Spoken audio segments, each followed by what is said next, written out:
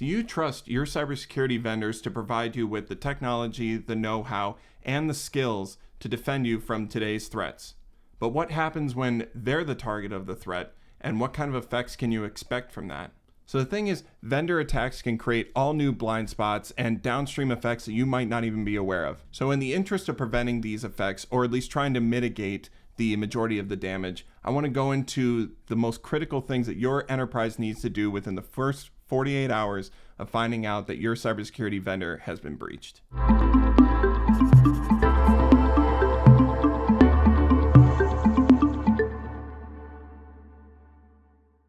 So, who watches the watchers?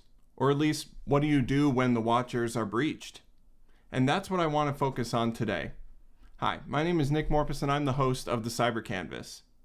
Now, a lot of this talk around cybersecurity is focused on what happens when your company is breached, what different things you need to do, what types of tools are necessary to protect your company. But I want to focus on what it is that your business needs to do in case your cybersecurity provider, whether it's a solution provider or a managed service provider, is breached. And this topic is especially important because these providers typically have elevated privileges that other people don't have, other companies or other providers or other employees even in your own company have. And the thing is, when these companies are compromised, their blast radius can extend far beyond their own company and extend into their customers, and that implicates you.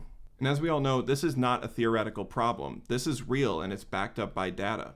Just this year, Verizon reported in their 2025 Data Breach Investigations Report that third-party involved breaches have doubled from 15% up to 30% of breaches. And because these cybersecurity vendors have that elevated trust and access permission, that actually opens you up to even greater breach costs in the end. Even just this year, IBM's cost of a data breach report found that the average cost of a vendor breach was nearly $5 million.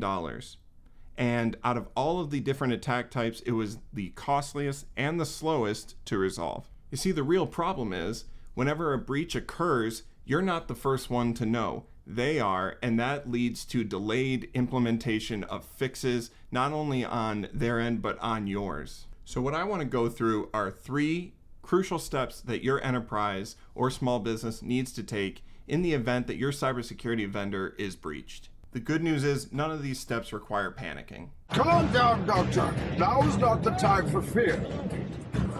That comes later. So now that you're not panicking, step 1 is to conduct an independent exposure assessment of the breach itself. Now, before you go running to the vendor, you have to understand that in the initial days of a breach, they may not have a full understanding of exactly what has been breached. And to be honest, the information you're going to get from them is going to be very preliminary. So you should not rely solely on what it is that the vendor provides you or tells you, because you're going to have to do a lot of independent digging of your own. See, this investigation includes mapping out every single integration, every privileged account, API, and data flow that your vendor has touched in your company.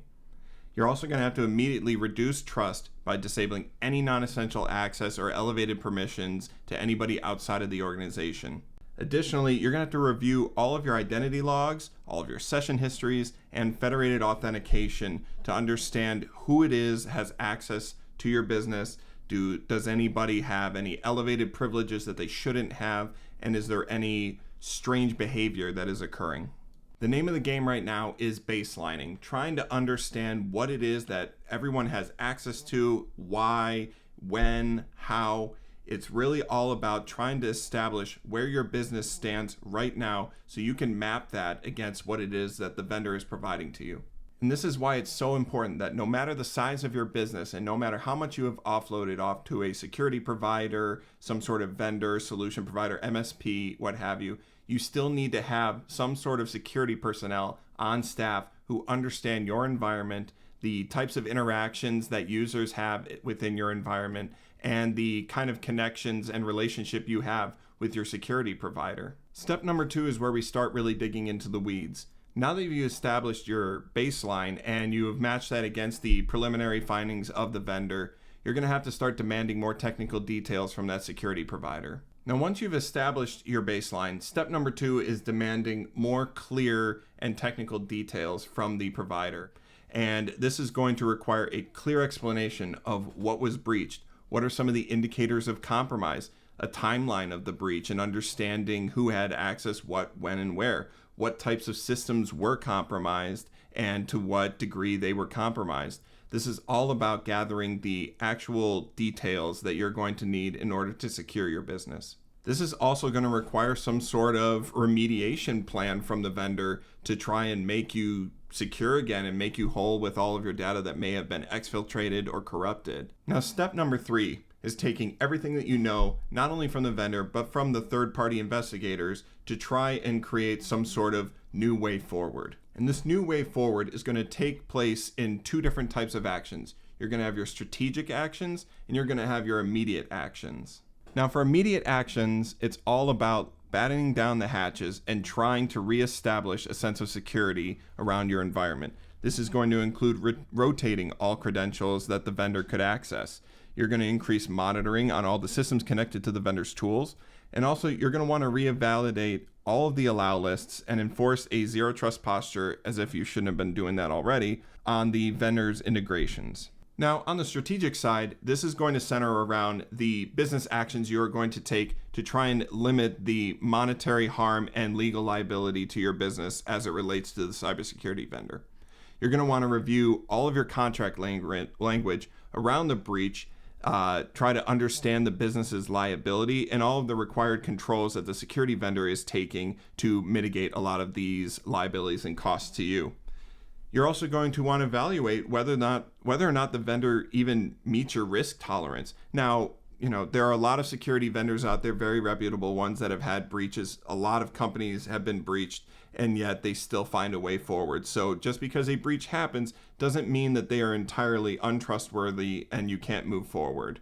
Next, you're going to want to strengthen your third-party governance. This includes diversifying your suppliers in certain instances, or going out and finding different suppliers overall to replace the entire ecosystem that you're running with. And you're going to want to make sure that there are no major single points of failure. So I opened this episode with a question: who watches the watchers?